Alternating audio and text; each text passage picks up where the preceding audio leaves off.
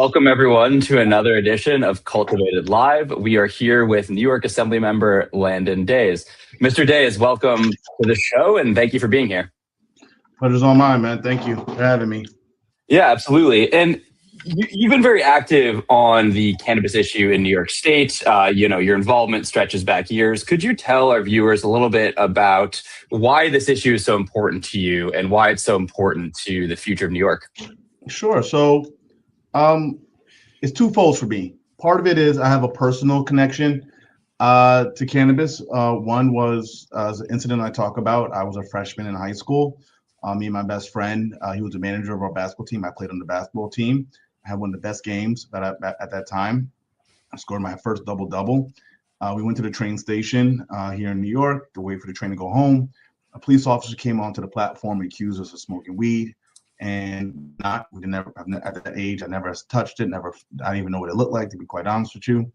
And when we objected to the accusation, the police officer, threw us both against a billboard and was extremely rough with us and roughed us up pretty good.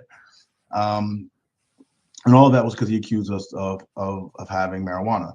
A second incident occurred when I was a senior in college. Me and one of my good friends were traveling. I went to school in Atlanta. We were driving down to Miami for spring break, like a lot of college kids do.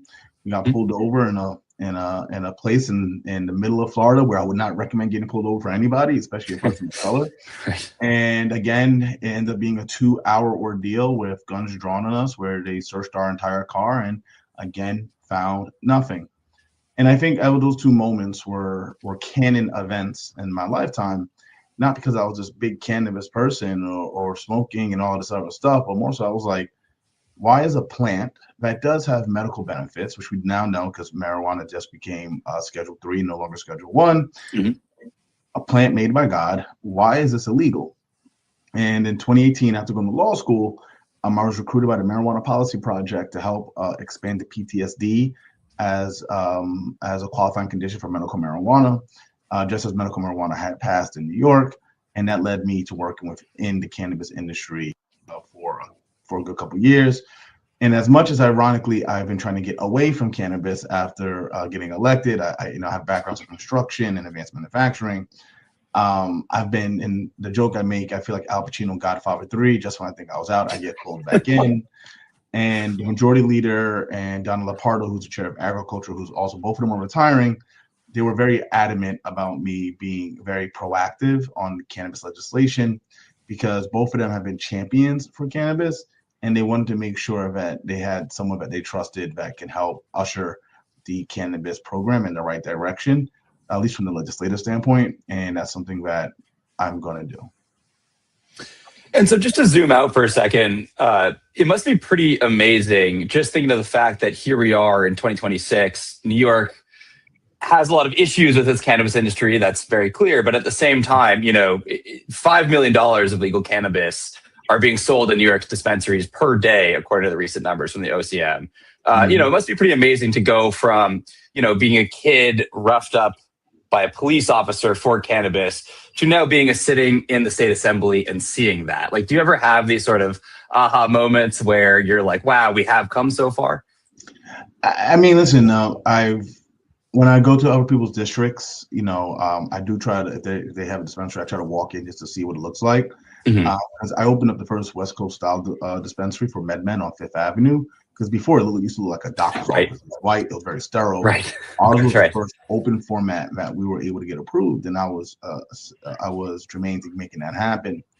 And so to see where it's come, to go to other states and see that even though we have a lot of work to do, we have a lot of things to fix. I am not the happiest with OCM and how we've been running it from the executive side, but I also can rejoice and say that we have one of the most diverse programs, right? The Curate has a lot of issues, but we can demonstrate that we've gotten people of color within the industry, people that were negatively impacted by the war on drugs in the industry. And I can't hang my hat on that. That does not mean we don't have a lot more work to do, because we do. And one of the first things we got to work on is track and trace, which was one of my bills, which is about the retail tags.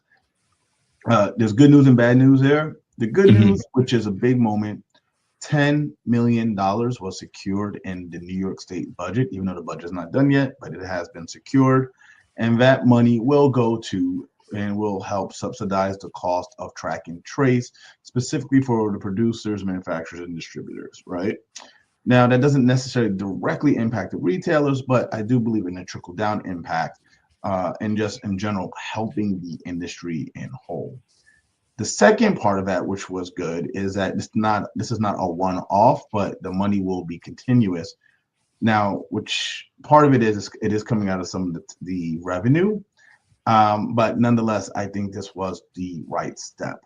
Unfortunately, the part that I did not get was the elimination of the retail tag and just leaving the batch tag. I'm still going to advocate for that. I think hopefully in the future we can have this conversation again with the executive.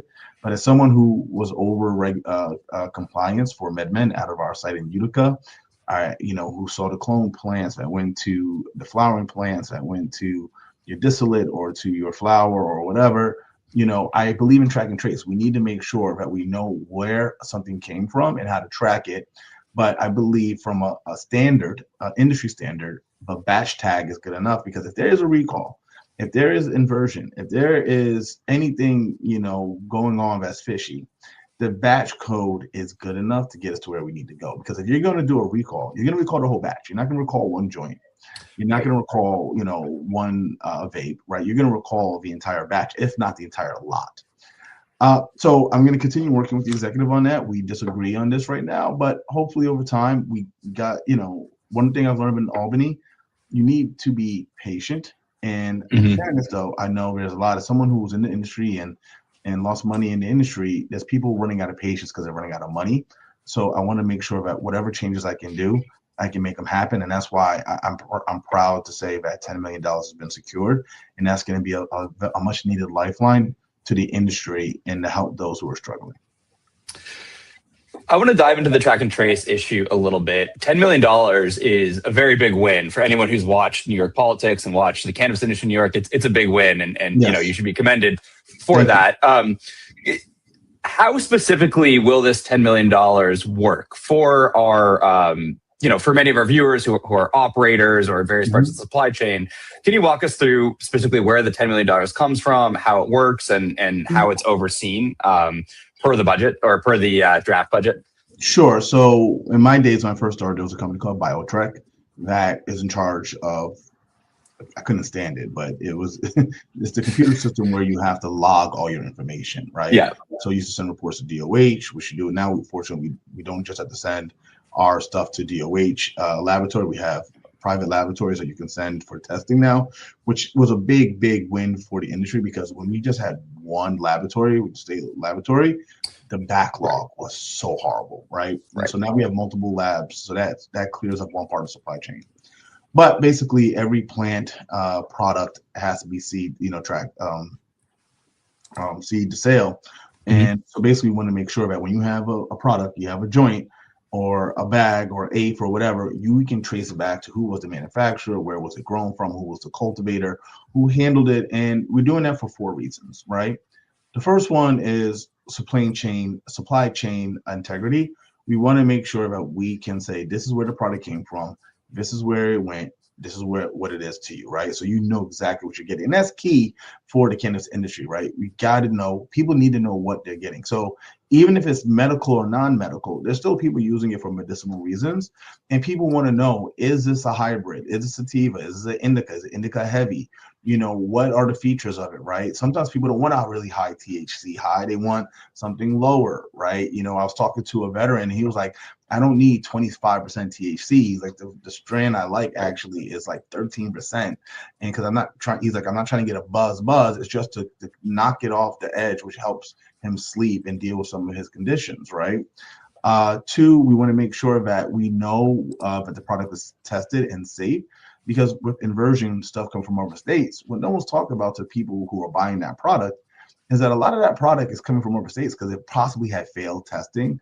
It came from bad batches. There might have been heavy metal. There might have been banned chemicals. And so we don't want that in the New York supply chain. 3, to add on to that, if something happens, right? Because now we're not just talking about vapes and joints and just bio products, but we're also talking about edibles, right? Let's say there's been some type of contamination. The track and trace helps us track who bought it, where did it go, and so that we can send a real repeal to those folks like, hey, this has been flagged, we need to pull it off the shelves, and you need to contact all the customers. And the bigger one, and I already kind of spoke to it, is also helps with inversion, right? We want to make sure products are being sold in New York. It's also protecting the New York market. We also want to make sure our products aren't being sold outside of New York also, right? And going to other states where cannabis might still be illegal. And so track and trace is important for the integrity of the New York market. It's important for the integrity of the supply chain. And most importantly, it's important so people know what they're getting. And that's why in getting the $10 million, the tags are 10 cents a piece for the retail tag. And there's some arguments as a retail tag necessary. But by doing so, we are subsidizing that cost so that burden is no longer on the business owners, giving them a little bit of reprieve and hopefully helping boost the industry up just enough so that these companies can get on their legs and do well. On the inversion issue, you have a bill that is in committee currently, I believe, the Cannabis Supply Chain Integrity and Anti-Inversion Act. Yes. Can you tell us a little bit about what's in the bill specifically, and what some of the conversations in committee about the bill are currently? So we've made some new amendments. We just some really specific to make sure that we are attaching it to the proper policy or the proper laws that oversee cannabis, right? We just had to do some small tweaks. I'm in conversations with the chair. It's gonna be a tough one to pass right now. Not because of the merits of the bill, it's just that because of its late budget, we are now almost going on 2 months. That is compressing our legislative agenda, and I'm just not sure I'm going to get it over the hill. With that said, Senator Cooney, who's my same as, well, now is my same as, he made the amendments that I made. I've been working with program counsel. I'm talking to people in the industry. People want this bill to pass. The question is, will the clock run out on us? I will expect, if it makes it to the floor, a healthy debate from my Republican colleagues. But what I want to make clear to anyone and everyone, I will not recriminalize cannabis. There are no criminal charges here. It's because those are already affirmed within the MRTA, right? Inversion. What we did do was clarify some language and some civil penalties to make it a financial issue. Because the hope is, if you're making financial money off of this by creating it and making it a penalty, that will stop you in doing so. But more so by clarifying some of the language, it also does make it very clear who has jurisdiction in certain areas. That's no question. But we want to make sure is that New York is still one of the largest legal markets of cannabis, and people who are in other markets where it's not doing well like to sell their products in New York. And what we want to make sure is that this bill only impacts those who are licensees. And we want to make sure that the licenses are playing by the rules, that they're not buying some cheaper products like, April, when August, September comes around, that's when the outdoor harvest happens across the country. Right. Like Oklahoma, Oregon, Ohio, Michigan, right? You get these influx of outdoor growth, of tremendous amounts of biomass, right? And they're just looking for places to sell. And New York is always going to be a place that it can sell because we have a large population. 2, we still have a legal growth industry that's still not quite at capacity. And so we do have a supply chain issue here, and we're working on it. A lot more canopy is coming online this year, so that should balance out. But we want to make sure that the legal cannabis shops, 1, because that means we're collecting the proper taxes. 2, we know that it's safe. The supply chain has integrity. 3, it's also making sure that the industry is not being handicapped or hurt by inversion and by people who have licenses purchasing and selling products that are not sanctioned here, because that's just not fair to the people who are playing by the rules. And we want to level the playing field as best as we possibly can. to some of our viewers who are outside of New York or in Canada, and not that you may have the statistic right off the top of your head, but can you sort of put a number or a figure on how big the inversion issue is in New York right now, and where this cannabis is coming from? From our reporting, much of it might be California brands coming across the border, but also hemp, right? Hemp that can be pushed through into the New York system as well. And so I would just sort of want to paint a picture for viewers how big the problem is and what the sources of this so-called inverted cannabis are. So yeah, so mentioned before, the first big one is the outdoor grow in August and September, maybe early October. Just so much is being grown in Oklahoma, California, and other places. And the industry in California is in trouble. Like no one's really talking about it. Like, one thing that I do like about the New York cannabis program, and listen, it has issues. I raised it, when it first were working on the MRTA or the CRTA, which predated the MRTA. And I was like, there's some things here that we really need to change, but we're at where we're at. But in doing so, California, Oregon for indoor and outdoor, Oklahoma for outdoor, Michigan is another place where a large amount of cannabis comes in here. Also, I think old school New York will always say Vermont and New Hampshire. For a long time, that's where, you got Diesel and Purple Haze from back in the day, from New Hampshire and Vermont. And I wouldn't be surprised if someone else coming from Massachusetts, right? Because right on the border, it can cut across. So I would say those are the states where we're seeing the largest amounts of inversion.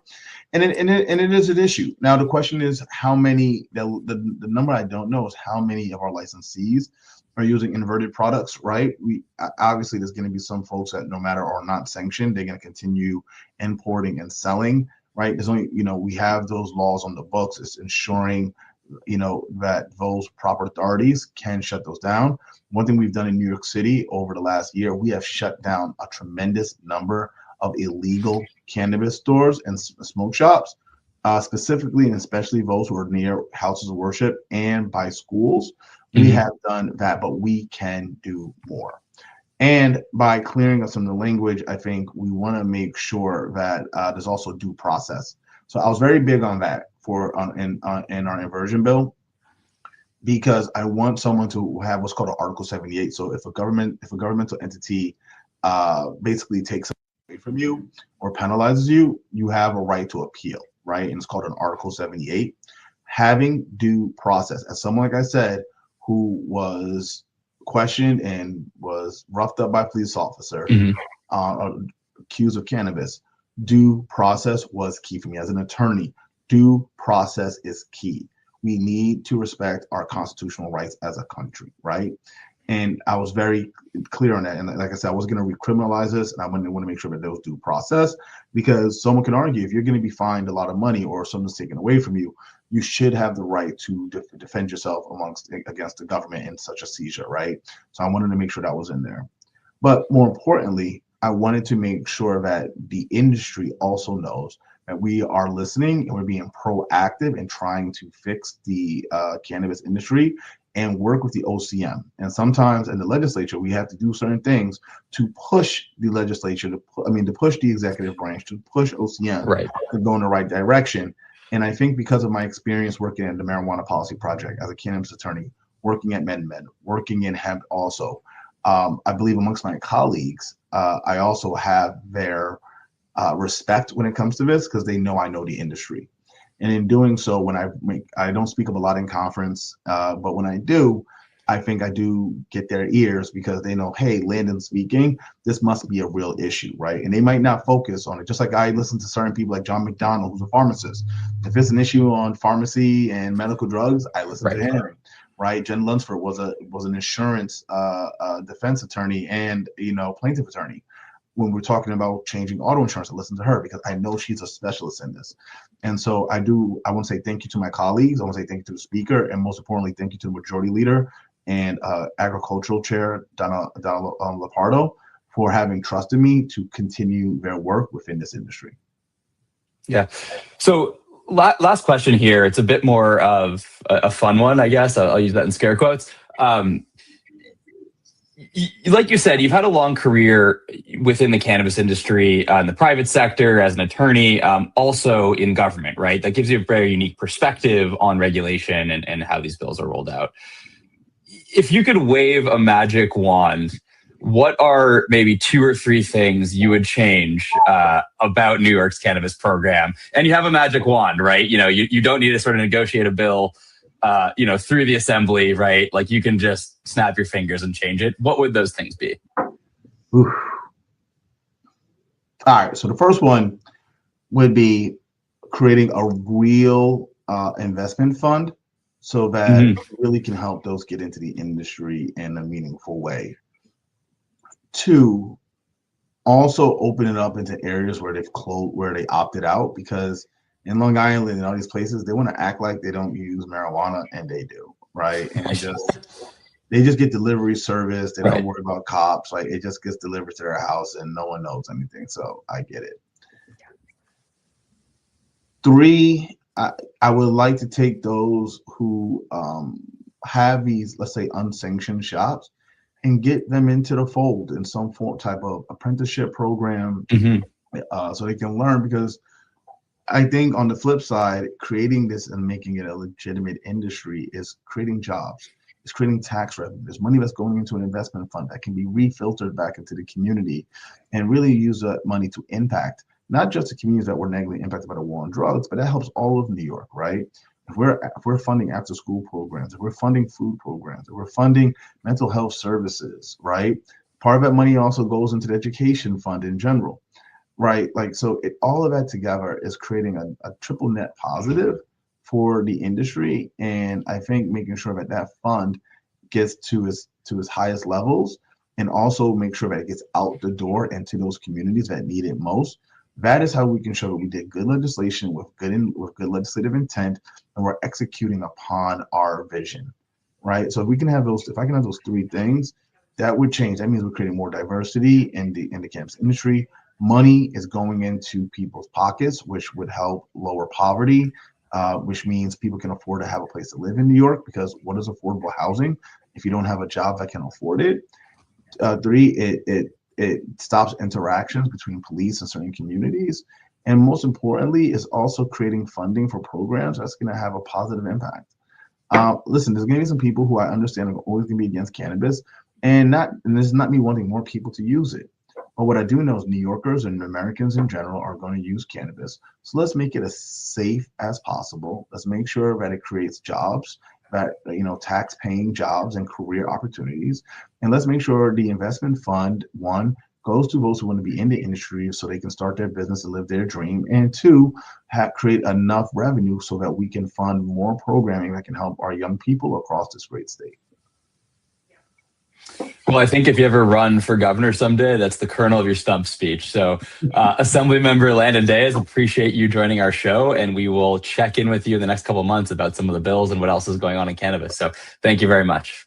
Thank you so much. I appreciate you taking the time to speak about this. I look forward to our future conversations. Thank you. Thank you.